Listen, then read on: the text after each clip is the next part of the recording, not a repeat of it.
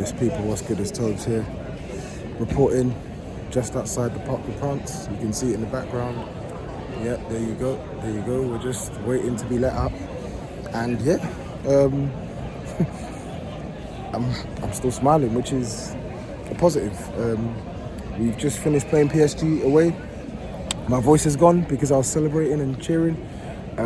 But yeah, we've lost the game 5-3 to PSG. Hat-trick from Vitinha. Pacho scored one. And then I can't remember who scored the fifth. So Pacho, Vitinha hat-trick, Pacho. I can't remember who scored the third one. I think it might have been Ruiz. Maybe Ruiz. I think it was Ruiz. Mistake from ROMERO. But yeah, I was pleasantly surprised. I thought we were going to lose today's game. Well, we did lose today's game. I thought we were going to get absolutely hammered in today's game. I was expecting 5-1. I was expecting a poor performance. And to be honest, this was a game that we were never really going to win because we could play our best game here. We're just up against a much stronger team on and off the ball. They got better players, they're better coached, and they're playing at home off the back of an amazing crowd as well. So it was always going to be a tough game, but given the circumstances, I'm actually pretty impressed and pretty encouraged by that performance. I made a strong statement, some strong words on Thomas Frank, and to be honest, my head hasn't been turned, but today was a positive sign. Today was a positive sign. And if I see more of that, then you know what, my mind maybe could change. But I need to see more. However, today, I thought Thomas Frank, he set us up well. I was a bit miffed by the lineup. I couldn't make out what formation. I didn't know whether we were going with a back three. I didn't know whether it was a diamond. But as the game transpired, it looked like a 4-4-2. But it worked. It worked, at least from a tactical perspective, because I'm not putting this loss on the manager today. I think he did everything he could. I think he made some bold decisions with the lineup. He put Gray in the team. He put Bergvall in the team. He put Sarr in the team. He dropped Pelinha, dropped Javi Simmons, didn't start Destiny, had Spence at left back, had Porro at right back. And yeah, came up here with a two-man attack up top, Richarlison and Mourani up top. It was brave, and to be honest, it almost paid dividends. So I looked at the approach. I thought offensively we played well. We created chances. We moved the ball pretty decently from back to front. We pressed really high up. There was a lot more energy in the performance today. There was a lot more attacking intent in the performance today, especially off the left-hand side. We got in behind the defence a couple of times in that first half. Yeah, man. Considering we didn't have a winger today as well, we saw the fullbacks push up too as well. Jed Spence, not really a natural left back, but we saw him pushing forward much more than we have done in recent weeks. We saw Pedro Porro push forward as well. Yeah. So we pressed really well. We pressed higher up the pitch as well. I thought we put bodies behind the ball to defend the transitions as well. And I felt that we were braver with the ball. We were much braver with the ball. We played some good stuff. Nice little combination play from Bergvall and Gray on the left-hand side as well. So, and we created chances. We created opportunities. We've come here, we scored 3 goals. And we could have scored more. Had we got the final ball right, final pass right, final action right, we could have scored more. But in the end of the day, Paris Saint-Germain, they deserve to win the game. They are the better side. They're the better team. And it is what it is. But as far as we are concerned from a tactical perspective, I can't really fault the manager today. I thought he got it right. And even when the subs came on, we still looked like we was trying to go for the game despite seeing Pelinha come on, Simmons come on, Odegaard come on. There was still an intent there to go win the game of football. So today was a much improved performance from the manager. But will it last? That's the question. It was brave, it was different, but it worked. Well, I say it worked. Ultimately, we've lost, but at least from his perspective, I think the team were able to do what he needed the team to do. But I think personally, we were let down by our captain today. I'm not going to lie. I think he let us down. The captain let us down today. ROMERO let us down. And I think I'll speak on him later on, but I I think it's moments like that that puts things into perspective when we talk about the very best centre backs. But anyway, Thomas Frank today, I don't think his job was ever going to be judged on this game, if I'm being honest. Like, wasn't really expected to come here and do anything. But that being said, we've I don't know what's happening here. That being said, we've done our thing. So, well, done our thing is. I don't know what's happening here. Sorry, I don't know what's happening here. One sec.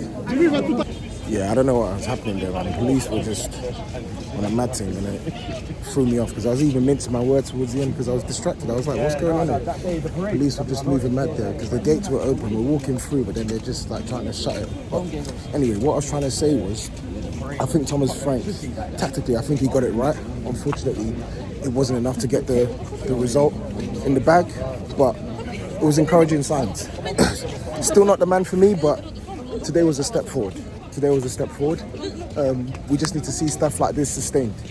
But if I talk on the players, I thought the fullbacks, Pedro Porro and Spence, I thought both have been badly outformed the last couple of weeks. They've not played well, but today they played well. Pedro Porro, I thought him and Spence, they offered a consistent outlet offensively when we were attacking. And I thought defensively they did their jobs, man. They defended well in 1v1 situations, especially Spence. Didn't really give Kvaratskhelia any change. Again, this is the second time he's played him. We've not gave him any change. A lot of people have been clowning him for the Jed Spence penitentiary. Well, he's there. Kvara's there, unfortunately for you lot, because Spence, he stood up strong to him in the first half, and then the second half, Barcola went on that side as well, and he got no change. Do you get? So that was strong. He did his fingers. Him and Pedro Porro, they've not played well in recent weeks, so today was a welcome return into what we can hope is now a sustained run of form. Because really, both of them should be battling for the right-back spot. They should be battling for the right-back spot. But tonight, it was a good performance. I thought Mickey van der Ven played well. Unfortunately, Romero, you got to hang your head in shame. I'm sorry, brother. Hermano, you're meant to be our captain. But that second half, man, he sold the game. He sold the game for us. Sorry for the camera quality, because it's pretty dark over here. But he sold the game, man. He sold the game, I'm sorry. He sold the game. You can't really be doing these things as our captain, I'm sorry. You just can't. These things can't happen. That third goal, fantastic finish from Ruiz. I take nothing away from him. And they pressed well, but that third goal, like, okay, even if you said Vicario, the pass from Vicario wasn't good. Let's say the pass from Vicario wasn't good, because Vicario, maybe he could go long and not pass short. Okay, cool. But the fact of the matter is, Romero has had time to receive the ball, to turn on the ball, to look up and assess his options. So he's done all those things, and then he can see that a player is converging on Sarr. If he passes to Sarr, there's literally nothing Sarr can do in that situation to get out of the press. He's going to lose the ball, and yet Romero selfishly plays the ball into Sarr. Like, what do you expect him to do there? You're giving him a hospital pass, and that's not the first nor second time Romero, in an attempt to try and play out because he is our leader in build-up. He's a quality passer, but he made a poor pass there, a very, very poor pass, a slack pass, a hospital pass, and it put our player in danger. He loses the ball, they get it, and Ruiz tucks it away. Fantastic finish, 3-2. But you just got to ask yourself the question, why? Why do you have to do that? Why? Unfortunately, that's the difference. Sometimes Romero, he's too selfish. Whether that's him thinking he has to be the one to take responsibility and run out and win the ball. And there's nothing wrong with being aggressive, front-footed. We like that from Romero, but sometimes assess the situation, assess your actions, and whether that action is the right action to make at that point in time. For me, that's the difference. That's what stops him from being a truly world-class centre-back, because the world-class centre-backs, they don't make these mistakes that Romero makes. They don't. Especially as our captain, you have to lead by example. You're putting our team under it there. That's poor, man. That's poor. And then the fifth goal that leads to Vitinha's hat-trick. I mean, at first, from my view, I didn't think it was a penalty, but everyone's telling me it's a penalty. If you're going to dive, come on, man. You know the rules. You know the rules. But that can happen. That can happen. I can even forgive that. I can't forgive the third goal because that's in a moment where they've just scored to make it 2-2. We're in the game. We're trying to see if we can get a third goal, and you just put our team under it, man. It's not good enough. Today was a howler. And I have to say, our captain has cost us what could have been a potential point. He's cost us. 100%. He's cost us. So he deserves criticism. Somebody needs to pull his ear. You know, like Africans, when your mum pulls your ear, somebody needs to pull his ear and tell him, you can't do that crap, bro. Someone needs to bad him up behind the scenes. Obviously, he's not going to do it because Romero's a captain, he's older, etc., etc. But, bro, someone needs to tell him that's not on, bro. When man tell me Romero is world class, I can't get behind it. I'm sorry. I love Romero. I think he's a quality centre back, but things like this, it stops me from putting him up there because the truly elite centre backs, they don't do that. They don't do that. Mistakes can happen. No centre back is error prone. I mean, no centre back is truly faultless. But the type of errors Romero makes, repeated mistakes. Come on, man. You've got to do better. I thought the midfield were okay today. I thought they worked really hard. I thought Sarr was okay. I thought Bentancur was actually okay. Not great, not good, but they did their job. They did their job. They pressed. We can take a cab, maybe. Let's walk a little bit more, innit? Get away Yeah, let's walk. Yeah, let's walk a bit more than take a cab. But yeah, no, I thought Sarr and Bentancur, they were diligent. They did their job. It felt like Sarr was tasked with playing maybe on that right-hand side a little bit. He pressed forward and he actually won us the ball high up in some good positions. Worked hard. I think he did okay. I'm glad that he broke up the Bentancur, Palhinha, double pivot. I thought Bergvall, he had a poor start to the game. It was weird, but he really grew into it. Gray, I thought he did okay too. Them two, they had a really good combination on the left-hand side, and they were responsible for engineering our first goal.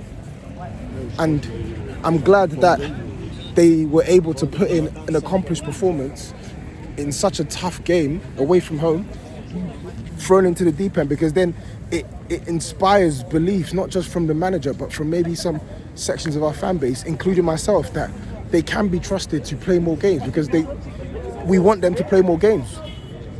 When we're trying to play an offensive style or a more offensive style, we want players who want to show more personality on the ball, and that's what they want to do. They're still young, they're not going to get it right all the time, but they're players that will show a bit more quality, they'll show a bit more forward-thinking play than the two stale double pivots that we've been seeing, or the double pivot that we've been seeing for the last couple of weeks.